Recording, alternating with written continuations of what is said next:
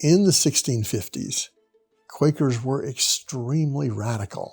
They would disrupt meetings. They would go naked for a sign, as they put it. They believed in acting out their ideas. Benjamin Lay was born in Copforde, England, unusually for his time, since he was born in 1682, a third generation of Quaker.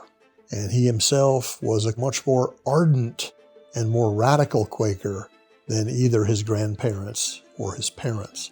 That tradition of radical Quakerism, even though it had to some extent died out by the 1680s, was revived by Benjamin and attached to the issue of slavery.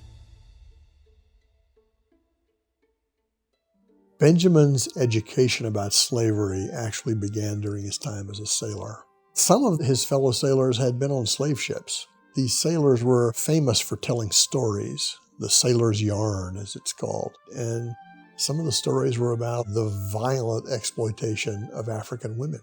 And he was horrified by this. So when he felt the need in 1718 to leave London, where he had gotten in trouble with the local Quaker meeting, he and his wife Sarah decided to sail to Barbados. But he actually entered the world's probably leading and most violent slave society at that time. Well, when Benjamin got to Bridgetown, Barbados, and set up his shop, he was shocked to see what kind of society this was.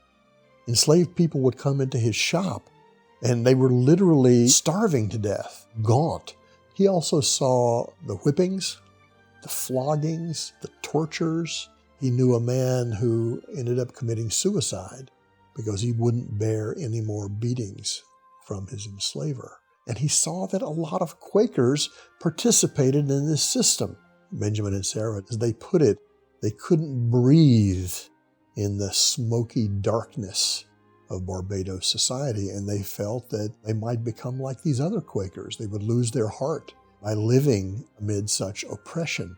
They left Barbados in 1720 after about a year and a half, but that was a decisive time, and Benjamin was an abolitionist ever after. When Benjamin and Sarah set sail for Philadelphia, they were very excited to go to this Quaker colony. This was Pennsylvania, named for the Penn family. This was a place where Quakers were in charge of the state legislature. They made the laws. They ran society. This was going to be a place of liberty and tolerance. And when Benjamin gets there, he discovers that there's slavery there, as there was in Barbados. More than half of the members of the Philadelphia Monthly Meeting owned slaves. So Benjamin says, what is going on here? This is supposed to be a kind of Quaker utopia, and you've got slavery? He believed that people were sleepwalking, that they weren't awake and alert to the injustice that was going on all around them. And he thought it was his job to wake them up. He studied a group of very radical philosophers in ancient Greece called the Cynics. And one of their main ideas is that a truly moral person must speak truth to power. You must go into the lair of power and confront people who are doing the wrong thing. And Benjamin did that. Benjamin Lay's most famous act came in 1738. Benjamin's enemies were the older Quakers who had a real base of power in the Philadelphia Yearly Meeting. They were the wealthier Quakers, the weighty Quakers, as I think they're still called. And they didn't like this ministry against slavery at all. Many of them were slavers themselves. Benjamin went to the Philadelphia Yearly Meeting held in Burlington, New Jersey, and all the weighty Quakers were there. And Benjamin went with a plan. He had found a military uniform. And of course, Quakers in 1738 were committed pacifists. So this was already a provocation. He had a sword that he buckled at his waist. And then he took a book and he cut out a secret compartment and filled it up with bright red pokeberry juice. And he threw an overcoat over his shoulders and went into the Burlington meeting and sat in a conspicuous place Near the weighty Quakers, people rise and speak as the Spirit moves them. And Benjamin waited a good while, and then he rose to speak, and he said that slavery is the biggest sin in the world. People expected that. They knew he would say that. Then he threw off the overcoat. People saw the uniform and the sword and the book, and there was this audible gasp that filled the Quaker meeting house. Then he took the book and he held it above his head, and he pulled out the sword, and he said, God will take vengeance against those people who oppress their fellow creatures. And he runs the sword through the book, and the fake blood comes gushing down his arm, and he sprinkles it on the heads of the slave owners.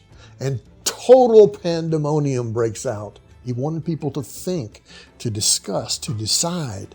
These were all very deliberately calculated acts of theater. Abington Meeting was originally built around 1700. When Benjamin Lay and his wife came to Philadelphia, they settled in this area and became members of the meeting here. Benjamin Lay's wife, Sarah, was a recognized and recorded minister in the Society of Friends. And after her death, Benjamin Lay moved to the cave that is not far from here. The other thing that he did was, he loved children, and he befriended the children of the Quakers in the meeting, and he would bring them to his cave. The parents didn't know where the son went and were worried about him, were really upset. And then towards the end of the day, they went and were like, Benjamin, have you seen our kid? And he was like, we've been having a great time here all day. And by the way, having somebody take your kid? How do you feel about that? How does that feel? So that didn't go over well with a lot of the members of the meeting, and eventually he was read out of the meeting or disowned. He was disowned by 4 different Quaker meetings, and it was originally the Quakers who tried to suppress his voice. When Benjamin Lay died in 1759, a lot of people responded to that by telling stories about him. And he did this, and he did that. And so they're kind of, in a way, recapitulating the debate that Benjamin sought to create through his actions. For example, Benjamin Lay wasn't just an anti-slavery activist. He was a vegan 200 years before the word was invented. He believed in animal rights. He believed in gender equality. He believed in environmental protection. All of the different kinds of equality were connected. And a lot of this later generation of Quakers, a whole complex of radical ideas, were things that they embraced. The way history is told is governed to a large extent by power relations. Historians and the most powerful people in any given society decide what that history should be. And so very radical figures like Benjamin Lay are left out. So we are the victims of this sanitized and whitewashed history because it robs us of the ability to imagine alternatives for how things could have been. And that then is linked in turn to imagining a better future.